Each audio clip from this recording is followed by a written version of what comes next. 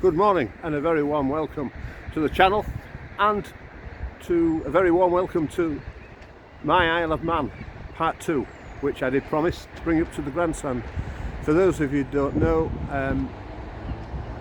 this is where obviously the TT races are. Just let me turn you around. I'm sat up here in the grandstand, in the main grandstand area. This is Gasoline Alley. The course, for those that don't know, is 37 and 2/3 miles round the Isle of Man on public roads. Quite a dangerous place. I've raced here several times myself, and I'm still here to tell the tale.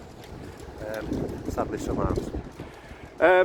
This is the main grandstand that you can sit in. TT, you have to pay for it, Manx Grand Prix free. And up there is the control tower where the whole thing's controlled from the clerk of the course and everybody.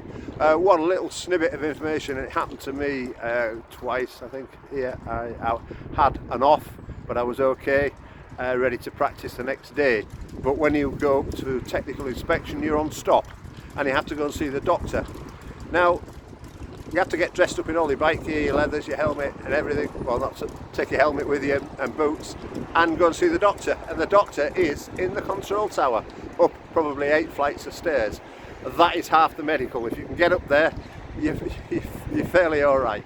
And then, of course, you go through a stringent medical procedure from there on in. Over there, pardon the sun and the clanking of the flagpoles, that is Douglas Harbour. I've climbed up from the house. It's quite a steep climb. All of Douglas is a steep climb, apart from obviously if you're going out to sea. So when it snows here, Douglas is gridlocked, I'll tell you, it really is. As we say, looking down to the pit lane, onto the holding area where everybody is, and round to the back over in that direction is the police headquarters, and that is Nobles Park. I did say about an Ayres, a motorhome Ayres, and we'll do that a little bit later on. Right, I'll see if I can clamber down from the grandstand here. It's a bit noisy with the flagpoles and the traffic, and now the clanking of the aluminium grandstand.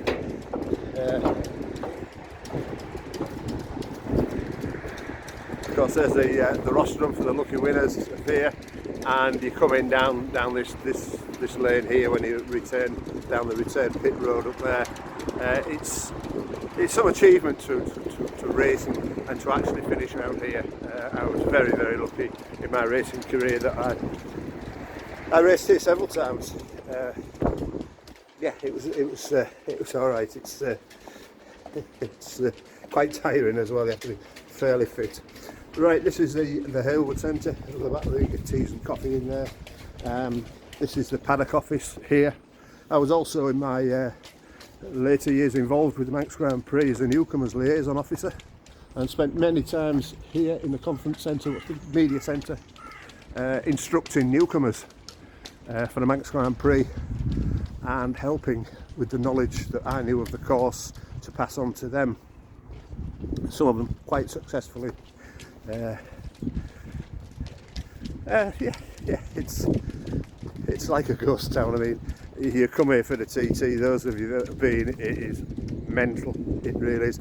Some, like I've said, some 40,000 extra people on the island for the TT, and it's just, it's shut for a week before up at the grandstand here. Nobody can get in while they set it all up. It takes some setting up, G4 security to set it up, and yeah, it's quite a spectacle with all the race trucks and privateers and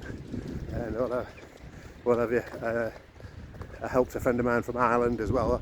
He's the only person I'd ever trust with my motorhome, and I lent it to him a couple of years ago, and I got a phone call while I was in Lanzarote, and he was asking, he'd upset all the neighbours. He said every time he got up during the night the alarm went off and upset all the neighbours with lights flashing and everything. And I said, Davey, I said, I showed you how to lock the doors from the inside. He'd been locking the doors with the key fob, of course. Bless his cod socks. Down the bottom here is what I said was the Ayres. Nobles Park Airs. It's £10 a night, but that's about it. There's water and an Elson Point. That is the shower block, but I don't think that's in use for the airs. That's only in use for Manx Grand Prix and TT. Of course, like I said, over there is the police station, the main headquarters for the police in Douglas. And down through the trees there, that white board tells you all about it. It's £10 a night. There's a machine down there, takes cards or cash. A maximum of 4 nights stay, 24 hours for your £10. Cool.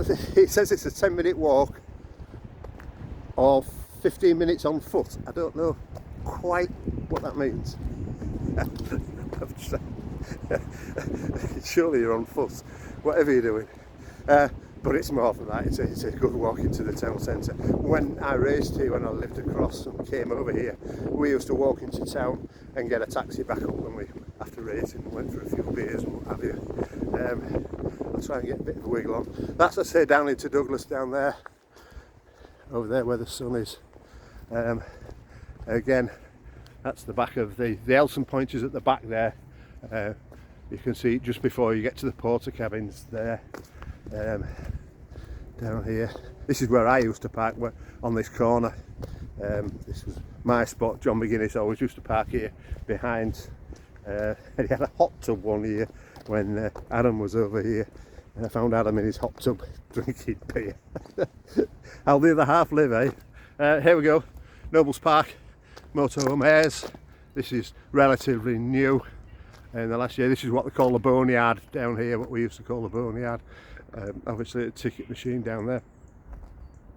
Quite a big area, quite a big airs really. Yeah, and that's the tour of the grandstand. Hope you've enjoyed it. I've waffled on a bit as usual, but there you go. Hope it's been informative. I'll catch you again sometime. Bye now.